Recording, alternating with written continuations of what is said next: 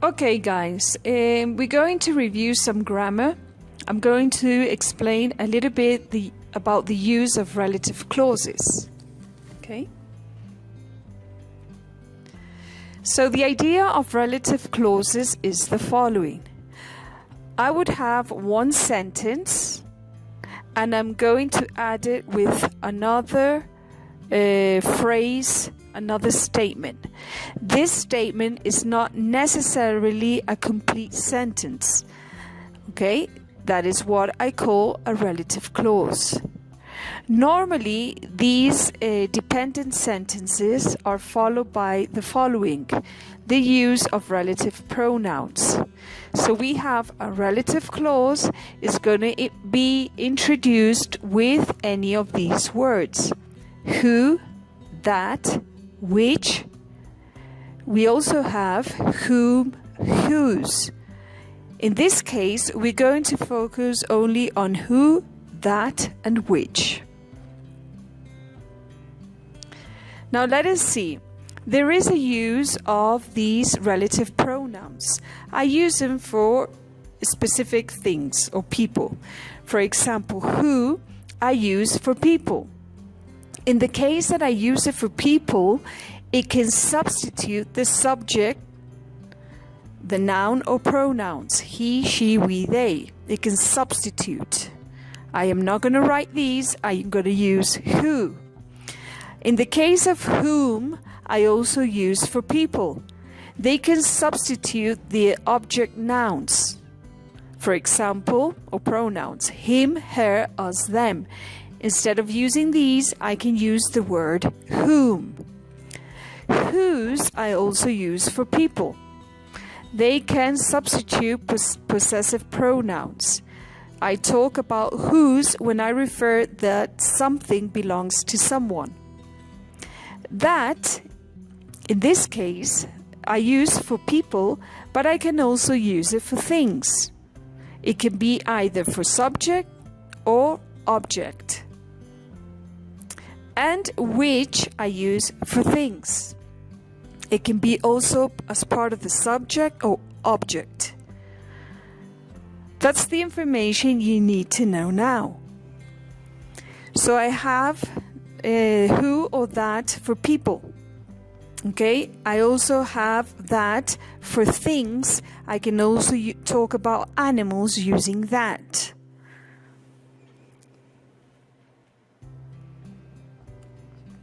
Let's look at some examples. The woman thinks, I like the man. The man was nice to me. Why? Because he offered her help. Then the woman says, I like the man who was nice to me. As you can see in the first sentence, in order not to repeat the man or man, I'm going to substitute this with the pronoun who. Okay? I like the man who was nice to me. Will that be clear? Remember, if it is not clear, you can always write to me and I'll find another way to explain it. Although I'm doing it like with pictures so you get the idea. I can also use that, remember, for people. So the lady thinks, I like the man that was nice to me. Who and that for people. Now you have the case of a dog. I hate the dog. The dog bit me. You can say, I hate the dog that bit me. In that way, I avoid the repetition of the dog and I'm substituting it for this relative pronoun that. Okay? I hate the dog that bit me. Can I say here, I hate the dog who bit me? No, because normally we use that for animals and for things. Let's see another example. This lady is writing a text message to her friend. So she says, I have some news for you. I am moving to London. I will be visiting the Wax Museum.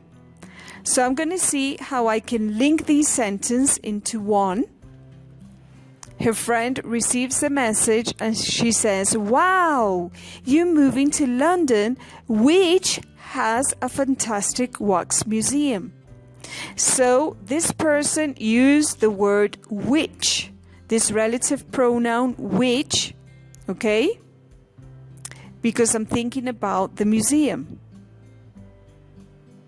I'm happy for you, but I'll miss you, was the next part of the message. Okay, so I can use which when I talk about things.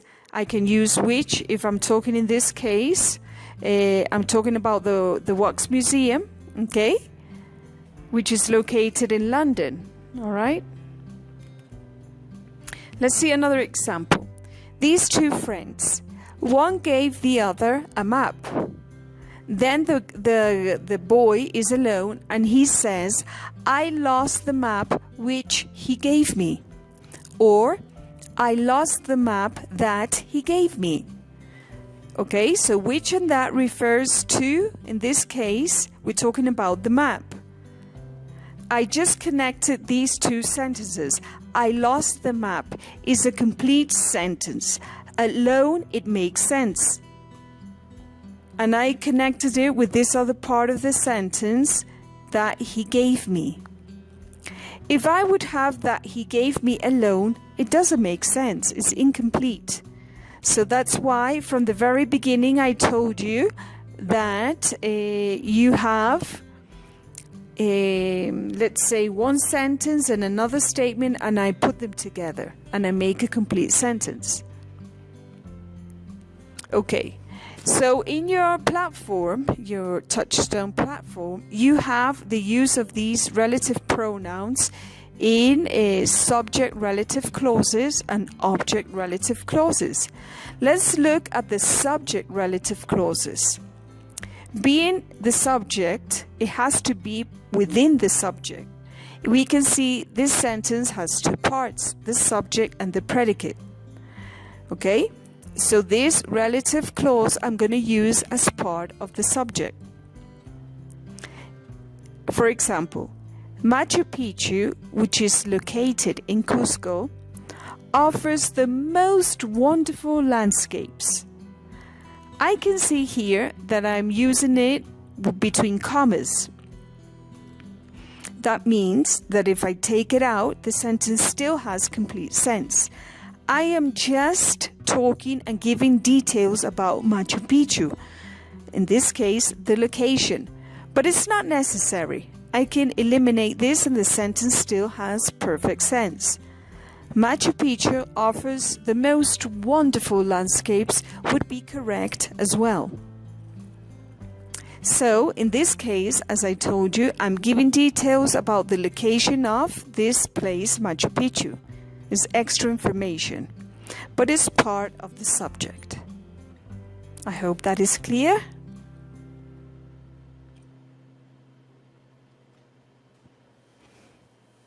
The woman lives across the road.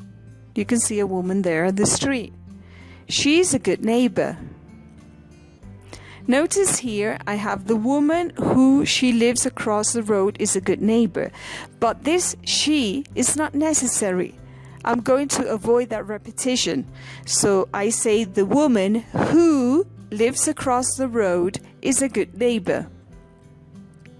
I repeat, I'm not going to use the word she again. That who substitutes, I know I'm talking about the woman.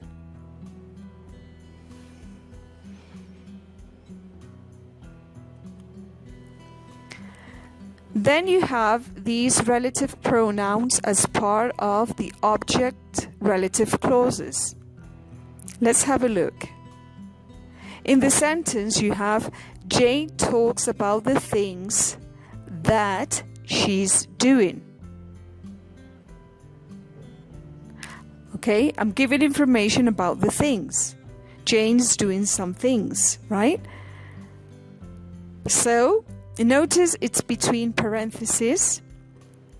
That means I can say Jane talks about the things that she's doing, or I can omit the that. That's why it's in parentheses. Jane talks about the things she's doing.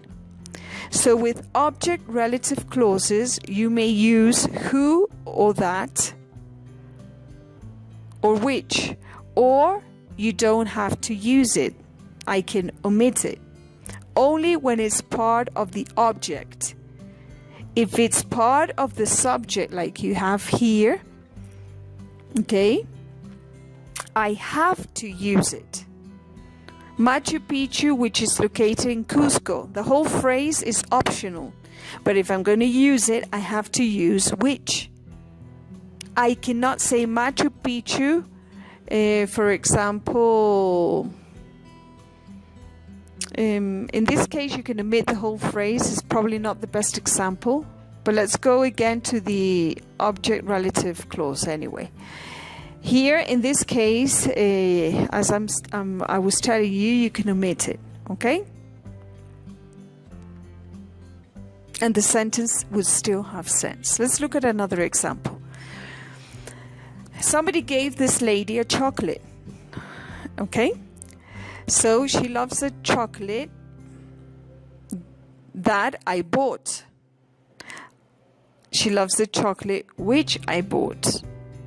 I bought for her, right? Okay, so in the case of the parentheses, it means that it can be omitted. She loves the chocolate I bought. So these relative pronouns, normally when they're part of the object, I can omit it. I can omit them.